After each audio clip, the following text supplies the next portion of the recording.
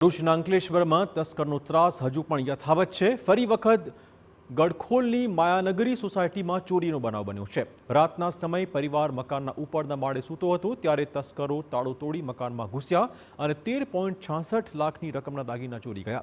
સવારે પરિવાર ઉઠ્યો અને મકાનનું તાળું તૂટેલું જોયું તેમજ વસ્તુ અસ્તવ્યસ્ત હતી ત્યારે ચોરી થયાની જાણ થઈ, જેને મુદ્દે પોલીસ મથકે ફરિયાદ નોંધાવાઈ છે। હાલ પોલીસે ચોરીનો ભેદ ઉકેલવા તસ્કરોની શોધખોળ શરૂ કરી છે। टूटा हुआ था, उसका कुंडी टूटा हुआ था। फिर मैं घर के अंदर आया तो वहाँ देखा मेरा दोनों दरवाजा भी खुला हुआ है और सामान पूरा मेरा बिखरा हुआ था। वो अलमारी में पूरा सामान था और उसमें एक पर्स में पूरा मेरा ज्वेलरी था। उसमें वो ज्वेलरी पूरा निकाल लिया था सर। उसमें 6,000 रुपया था और कुछ जो अमाउंट उसमें है अभी, और 6,000 रुपया निकाल लिया है और सामान पूरा बिखरा हुआ था। ज्वेलरी करीब वो 13 लाख से ज्यादा था।